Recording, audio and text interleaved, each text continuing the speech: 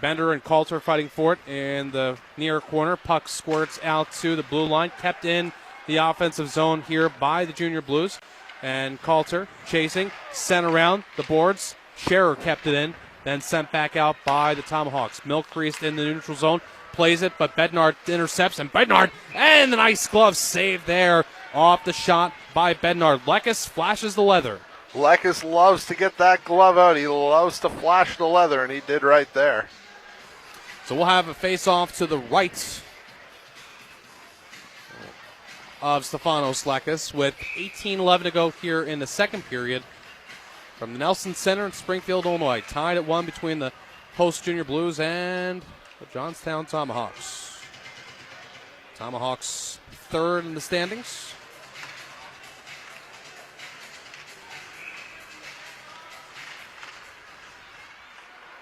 Face-off taken here by the Junior Blues and swept along the boards. Geiger from the red line sends it in on Lekes. Able to leave it for his defenseman Lancaster and rung around the boards all the way down. Is this going to be icing? It is. Had a couple of Tomahawks chasing there in Geiger and Bensel. Have another face-off in the Springfield zone. Listening to the Johnstown announcers last week, Zach Geiger apparently playing defense for the first time last weekend. And he's listed on the roster as a forward. I was thinking that last night, too. I was kept checking to see. I'm like, is he just playing really deep defensively as a forward and playing just really responsible defense? Or sent in Okiki had trouble with that rebound. It was loose. There was a wide open net in front of him. Puck cleared out here by the Tomahawks, and Sloan chases it down. Sloan loses it. Lincoln held for Bednard in the slot off of his stick. Out to the neutral zone, sent back in by the Tomahawks. They touch up to get onside and come back in on the attack. Lancaster able to get it around his man and Meyer, and Severson the pass on the near wing. Severson now on the goal line behind the net, chips it in the side of the goal to Kasanagi with the shot from the right side of the left circle, and the save was made by Okiki. Now DeTolo with it on the goal line, gets it out to me at the point. Me with the red shot, deflection in front, and it goes wide of the net, taken out on the far side by DeTolo. DeTolo at the top of the circle looking for me, the threading in front for Mike Severson, and he can't handle it, taken here by the speedy Bednard. Bednard in on side, hauled down. Are we going to have a penalty? No, the referees keep their hands down, and the sent in on Lekes. He makes the save. We got the whistle. And then we have Sloan in front of Lekes. Sloan, and is that Bednard? Sloan, no, that's Draven. Sloan tackled Draven there, and that's exactly what Johnstown's been doing, and I'm glad the Junior Blues are finally doing the same thing, but the difference is, how come we're being penalized for it and they're not? That's exactly what the Tomahawks have been doing all weekend.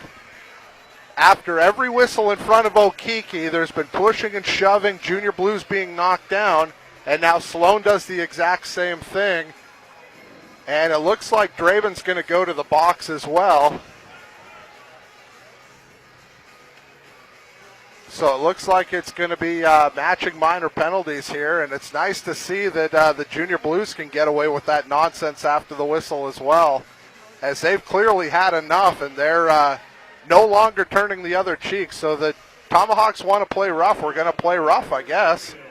And like I said before, and you can see the referees warning both benches, he knows now that he's allowed this game to teeter on the brink of becoming out of control, and he better reel it in and get both benches back in line. And if he had made the correct calls in the first period, we're not having this conversation right now.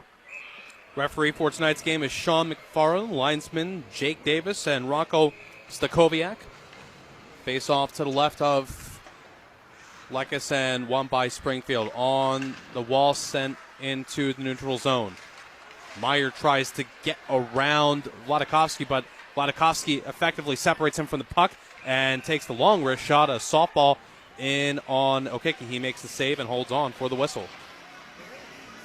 So a 1-1 score here in this second period as the Junior Blues and Tomahawks battle it out in what is obviously a tremendously important game for both teams here in the playoff race towards the end of the regular season. So neither team can really afford to take bad penalties and put themselves in a bad spot, but at the same time, neither team wanting to turn the other cheek either. Johnstown doing their best Will Ferrell impersonation in terms of streaking. They had won 4 straight, but they've lost 6 straight now, including last night's overtime loss, shootout loss to the Junior Blues. They have managed a couple of regulation tie points in those 6 losses, but in fact, you're correct, 6 defeats in a row for Johnstown. Once comfortably in 3rd place in the division with designs on 2nd or higher. Watt receives the pass. He's got 1 goal. Watt with a high riser that goes off the glass and then out of play. Jordan Watt, not the player you want to see with a puck on his stick and that much open ice in the offensive zone. 15:38 to go here in the second period. Like I said in the first period, Jordan Watt really having a strong game for the Tomahawks. He's really got some jump in those skates. Obviously got their first goal, and he's had several other chances as well. As he's 19's been very noticeable out on the ice every time he's been out there. Brandon Reinholz, the captain of this team, kicked out of the face-off circle, and now it's in the Johnstown zone. The pass off the skate of Jacques. It was a good pass, but he just couldn't handle it cleanly. And now it's sent on the near wing, and Basketov will chase with Barnes on his tail, and this will go for icing. Springfield gets an offensive zone upcoming. Tied at 1 here. Under 5 minutes passed here in the second period. Junior Blues with the 3-2 shootout win last night. Trevor Stone, the winning goal, playing in his 100th game as a Springfield Junior Blue, the local kid from nearby Pleasant Plains, just a few miles outside of Springfield to the west. As a matter of fact, Jack, all the top 3 scorers for Springfield this season at this point, all from Illinois. Max Coulter from Highland Park and Mike Severson from Rockford also in that top 3. So good to see the Illinois contingent on this Junior Blues roster performing well. Illinois, a very underrated state for hockey. Obviously, everyone knows about the hotbeds in Michigan, New England, and Minnesota, obviously, Wisconsin, North Dakota. But Illinois really starting to become a hotbed as well. Puck in the Springfield end, turned around on the M boards, and Coulter playing within front of his own net dangerously. Pass for Stone ahead of him. This will be icing, and we'll have another face-off off of an icing called, this time in the Springfield zone.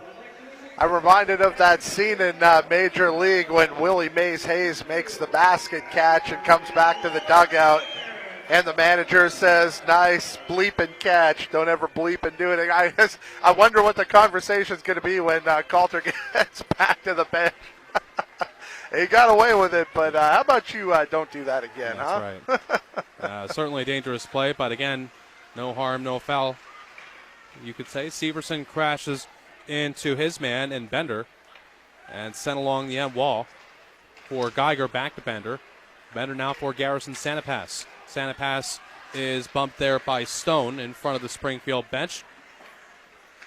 Puck in the neutral zone, sent at the red line in the Johnstown zone by Sloan. Now Stone with a shot, save, rebound, loose in front end, and then sent wide across the circles. Good chance there for the Junior Blues. Sent in some physicality there as the teams try to change. Now it's Lincoln Held with it. Lincoln Held is stood up there by Meek.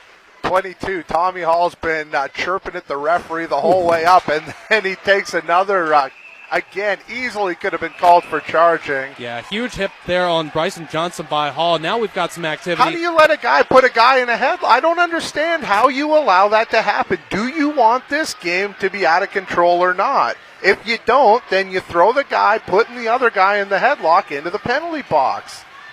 You don't need to be a genius. I started to say Tommy Hall was chirping the referee the entire length of the ice coming up on the play there. And then comes in. And again, he comes from 7 strides away. And go ahead, folks, look it up. Look up the definition of charging. Tommy Hall's going to the penalty box now. I wouldn't be surprised if this is going to be a misconduct on Hall. I'm going to take a look here and see how many strides exactly he took It definitely was more than 2.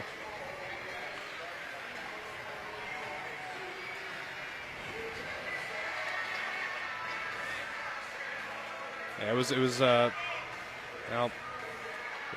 of our viewpoint on the camera. It was a heavy hit. We could hear it from up here. 13:27 to go here in the second period. Still tied at 1. No scoring yet here in the second period. We'll get the official call. There's no... Here, let's get the call here. Number 7, Logan Wendling. For Johnstown, number 22, Tommy Hall. Each 2 minutes for delay of game. Time of those penalties, 6:33 of the second period. That's Springfield's Wendling and Johnstown's Tommy Hall. Each 2 for delay of game at 6:33. So there you go. So I was wondering if he had earned himself a misconduct. He was chirping the ref. I couldn't believe the patience that the referee had with him, and it looked like there was a couple of times he turned back to him and told him to knock it off, and Hall kept chirping at him. Bryson Johnson picks it up on the near side and flips it back around the other side, hoping for Totola. Totola will get to it, crashes into his man. Takasa Nagi pinching in here. And the puck pops high in the air, glove down by Baskakov. The shot, he scores! Baskakov with the bomb, and the Junior Blues retake a 2-1 lead. And I think Takasa Nagi tipped that in. I think this is going to be Takasa Nagi's goal here. If it is Takasa Nagi, Jack, that is his second goal of the game. If it's Baskakov, he continues his unreal offensive production this season. Either way you slice it, the Junior Blues retake a 1-goal lead. Well, we'll get the call here in just a minute. I think this is going to be Takasa Nagi's goal. Right in front of the net there. I think he gets a piece of that Baskakov drive. He was definitely right in front of the net. Springfield Junior Blues goal is 7th of the year. Scored by number 55, Alex Baskakov. Assisted by number 15, Bryson Johnson. And number 23, Oliver Takasanagi. Time of that goal, 7:03 of the second period. So for now, they get that to Baskakov, but as you mentioned, Takasanagi was right in front of the net. Meanwhile, Geiger's trying to get things tied here as he had the pass in front and the shot went wide of Stefanos Lekis. So don't sleep on Johnstown. Don't let them get back in this game, as they've shown how quickly they can reverse momentum. 12:17 to go here in the second period. Sent out by Menslager. A clearing attempt did not go out. And now Johnstown will take it and go the other way. Hall down at center. The referee's arm stays down as Draven went down. Taken here by Jacques, 3-on-3. Jacques on the near wing. The shot from the near circle and the save by Okiki. He holds on with the glove. 11:54 to go here in the second period, and Baskakov being credited with the goal for the moment. It may stay. It may well remain that way too, and if it does, it will be his 7th of the season. So a phenomenal sophomore season for the Big Russian. Alex Baskakov playing some great hockey. Baskakov with 4 goals against the Tomahawks this year. 4th most goals by a defenseman on the power play this year in the NAHL. So good numbers overall, and certainly good numbers against the visiting team tonight. Severson takes a hit on the near wall, sent out to the center ice. Here's Geiger, flips it in. Johnstown back on the attack. Sloan will bank it off the boards and get it past Meyer. Geiger looking for it in his feet. Mike Severson poked for it. Sent right back in by the Tomahawks. Sloan takes it behind his net and looks for Stone. Stone couldn't handle the pass. John Severson was looking for it. Sloan doing yeoman's work, trying to get this puck out of his own zone and keep it out. Puck squirts free for Stone. And just crushing forechecking here by the Tomahawks. Me behind his own net, gets it for Stone, and finally Stone gets out to the neutral zone. Stone has rubbed off the puck on the boards at the red stripe. And sent back in by the Tomahawks. This is some work being done by the visitors. Shot and it dribbles just wide. I don't think it ever got through to Lekes. Santa pass behind the net. He bumps me. Now on the far circle with it there is Wallace, and the puck finally comes out to center and then all the way down on O'Kicky. Was going to be icing, but it rolled right in on the Tomahawk netminder, so no call there, and play continues. Kukovic with the cross-ice pass, and moving in with it is Lincoln. Held the shot and held by O'Kicky. Lekes. His glove has been active tonight, and Glove made the save there. We'll have a defensive zone draw for the Junior Blues. 10:07 to go, just about at the halfway point of this hockey game. No shortage of intensity in this one, Jim. As certainly saw some things you clearly can see that both of these teams know full well how important this game is, and they're playing accordingly. Well, we saw some things in the first period, Jack, that you don't see often. Shot from the point there by Hall. He's dangerous. And the shot dribbled just wide of the net. Tiger Howitt pulled less than 5 minutes into the first period after giving up a shorthanded goal to Jordan Watt. Stefanos Lekes has been perfect since in the Junior Blues cage. Taken here and centering pass attempt, and the second opportunity loose on the side, and with the blocker, Lekes melts it down on the side of the net. There was an opportunity on the near side and then on the far side. Lekes is so quick laterally, and he's so flexible too. He can really kind of stretch on out and get either post covered in a blink of an eye, get from post to post, and he had to there as the play shifted quickly as the puck ricocheted off the dasher, and able to smother it up there as Johnstown starting to get a little bit of pressure on here. Junior Blues up 2-1.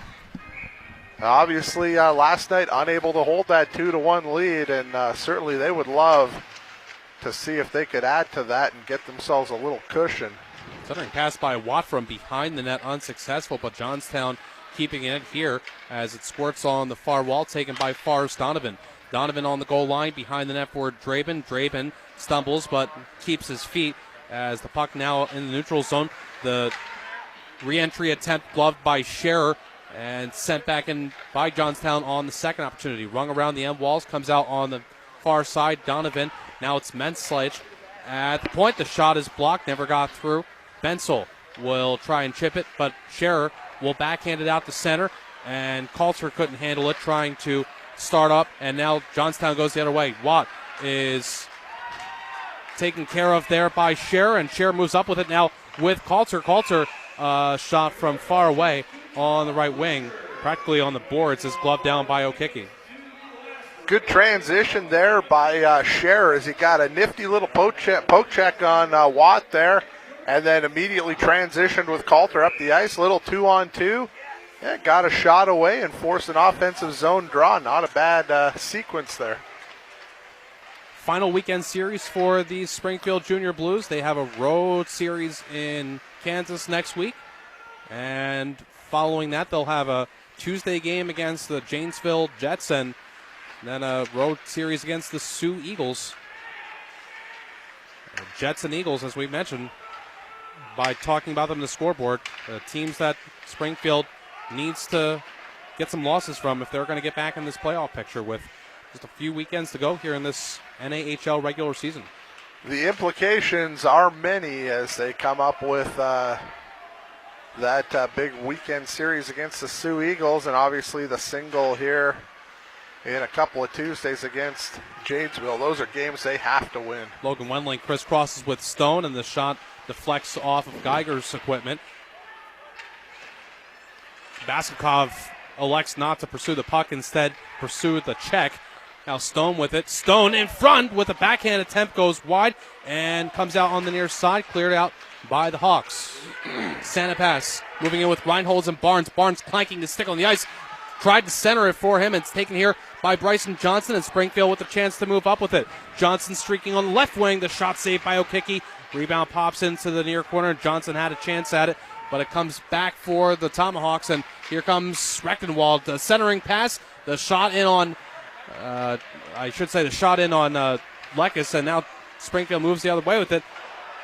And a shot goes wide. Scherer takes a hit as he pinches in. Hall with the puck on his own goal line. Now will move behind the net with the Tolo in front. Outlet pass comes near side for Rechtenwald. And taken by Scherer as Springfield looking to establish a little bit of breathing room between themselves and the Tomahawks. Moving in with a shot and the save made. And Okiki gobbles up the rebound as that was Vladikovsky coming in on the off wing to make that shot. Good rush there by the Junior Blues, starting to gain a little momentum of their own back here, starting to push the play a little bit, force the play a little bit, and it would be nice to see them pop a third here, Jim, I can't lie, and it kind of feels like they're just on the verge maybe of denting that twine again. Under 6.5 to go here in this second period. Jim McCabe alongside Jack Dykes. Junior Blues Hockey on fasthockey.com. Mitch Hall down in a heap in the Junior Blues zone, now back to his feet, wincing visibly, skated off under his own power. Bednar turned it over, Jack Vladikovsky and Elmore in on the rush, and now Elmore has it in the far corner. Uncharacteristic turnover there by Bednar, as he's usually pretty steady with it. Sloan with the bomb from the left side and right in on Okiki, and he made the save with the left pad. Even watching Hall, is he okay? I'm keeping an eye on Hall. He skated off under his own power, but in visibly shaken up. And I can see the trainer tending to him on the bench. He hasn't moved to the end of the bench, and that's always a good sign. When you keep your spot on the bench, it means I'm going out soon, coach. I'm not going anywhere. So we are cautiously optimistic that Mitch Hall's fine. Bensel, has the puck stripped by Lemon, and it's back down into the Johnstown zone. Menslodge will pick this up, and he is hit hard into the end walls there by Brendan Jacques. And Hall now up on the bench looking like a guy ready to jump onto the ice. So looks like Mitch Hall's fine. Devin came off in noticeable discomfort, but it looks like number 12 is going to be fine. Good to see for the Johnstown Tomahawks, and in fact, he shuffles on down, so we'll see him next shift, it appears. Mitch Hall, the third highest scoring defenseman in the league, 5 goals, 31 assists this year for the Tomahawks. Jacques picks it up and pops it off the ceiling. Low ceiling here at Nelson Center. We will have a whistle and another faceoff. 4:56 to go here in this second period. And the puck, as you mentioned, into the rafters. So the faceoff will remain in the Junior Blues zone. Of course, every arena in the NAHL is a little different. Not much uniformity. In fact, Johnstown playing at War Memorial, a former home of an ECHL team, the Johnstown Chiefs. They've got the center ice scoreboard and an arena that looks more typical of something you would see in a minor league. Obviously, with a former minor league team playing there. Johnstown, by far the farthest east team that plays in the league this year. Severson with the pass for Stone. Stone across the blue line, leaves it for the Wendling with the shot and save, and Scherer was looking for the rebound here on the near side. Couldn't find it. And puck is sent out of play. We'll have a whistle and a stoppage in play. 2-1 Springfield leads Johnstown with 4:22 here to go in the second period. Good looking rush there by the Junior Blues, and Wendling got the shot. Obviously short of scoring. Obviously got the shot he wanted there. A good low hard shot with a rebound right out into the slot. And Junior Blues had 2 guys, Trevor Stone up there. And we got a penalty on Springfield as a Tomahawk went down, but Wallace moving in, and the shot went off the right post as Wallace made the nice move. And we get the whistle, and now Johnstown's bench is clamoring for another penalty. They wanted 2. We'll have at least one here on Springfield as they'll go back on the penalty kill. Junior Blues playing with fire with these late period penalties. Obviously, the goal last night that tied the game and forced the shootout, scored on a power play in the final 5 minutes of last night's game. Didn't see who the player was for Johnstown that went down, but it was a play in the neutral zone. It had a late penalty first period, a late penalty here. For tripping. Time of the penalty, 15:50 of the second period. That's the Blues. Dottolo, 2 for a trip.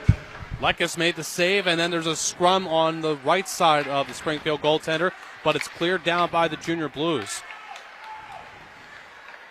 Johnstown will start off again. Bednar leaves it for Hall. Back for Bednar. Nifty give and go. Tried to center. Comes right back to him. Out for Hall at the left point. Now across to his defenseman, Bender. Bender for Meyer. Now around they go with Bednar moving out to the top. Bednar on the right side. Bednar finding his man on the left side, and Donovan couldn't bury it. Donovan had a nice tape-to-tape pass there, sent all the way down by Coulter. Springfield escapes trouble there. You have got to close the back door on this Johnstown team. They employ that backdoor cross-ice pass as good as any team I've seen all year. They had a number of great chances last night, a great one there.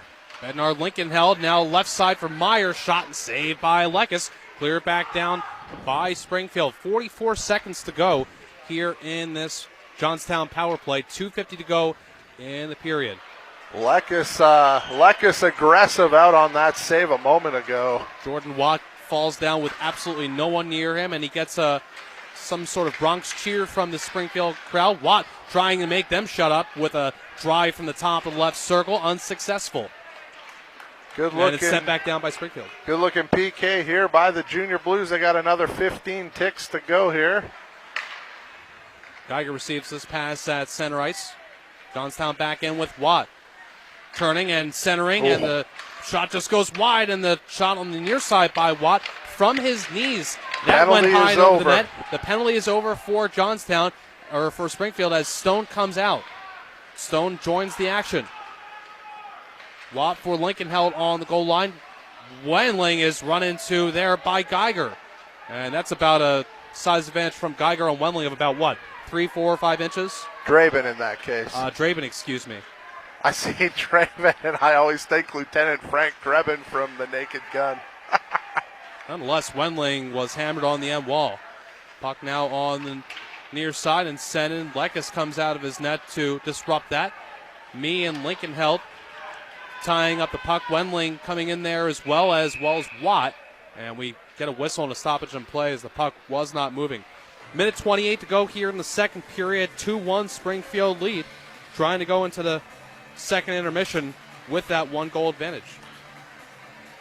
Whistle there on the end boards as the Junior Blues having a little trouble getting sort of rejoined after they killed the penalty, but they were still under quite a bit of pressure even after they got it back to 5-on-5. And sometimes it doesn't really feel like the penalty is officially killed until you clear the puck with that fifth guy on the ice. And it was almost, even though it was 5-on-5, almost felt like another 30-second continuation there of the power play. Well, what did we see last week with Port Huron?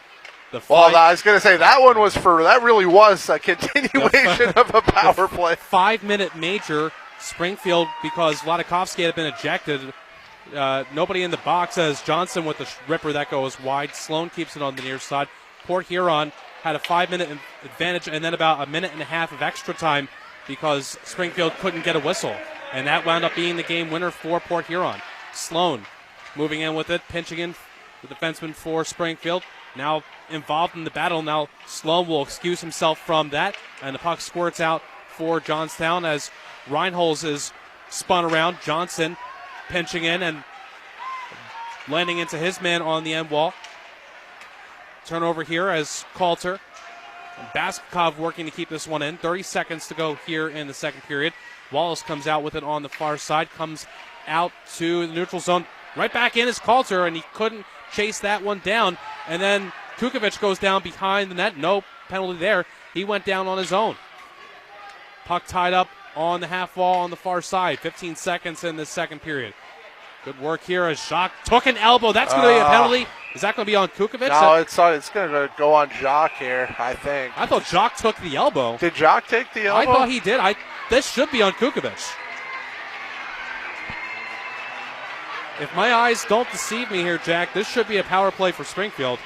I can't tell you how much I hope you're right. I thought Jacques took an elbow. His head moved in a manner that is consistent with getting an elbow to the head. Meanwhile, after the whistle, we've got some post-whistle activity. A lot of extracurricular here. And it felt over the last 10 minutes or so of the period that the chippiness was settling down a little bit, but this will reignite the powder keg. Okay, so it's going to be Jacques and Kukovic. Yeah, it looks like they're just both going to go here. So we were both right. Yeah, I don't know. So 8.4 seconds left, so those penalties, is this going to be a 4-on-4? Or is this going to be... Oh, no, it's going to be an extra 2 for the Tomahawks. So you're right, Jim. You're the one who's right. It's the elbowing penalty is going to be assessed to Janesville and then matching minors after the initial in the ensuing scrum. So after all of this, then... We'll get the official call from Christopher Erickson in just a moment here, but it looks like, I think you nailed that one, Jim. It is going to be elbowing on Johnstown and then matching minors on top of it. Penalties on the play. For Springfield, number 9, Brendan Jacques, 2 minutes for delay of game. For Johnstown, number 14, Shane Kukovic, 2 minutes for delay of game and 2 for elbowing. Time of the penalties, 19:51 of the second period. So unless Springfield can nail one here with less than 5 seconds, they're going to start the third period with a power play, and you're going to hear the buzzer there as the Junior Blues will take a 2-1 lead into the locker room. Johnstown had a power play to start off the second period. Now it's going to be the other way around.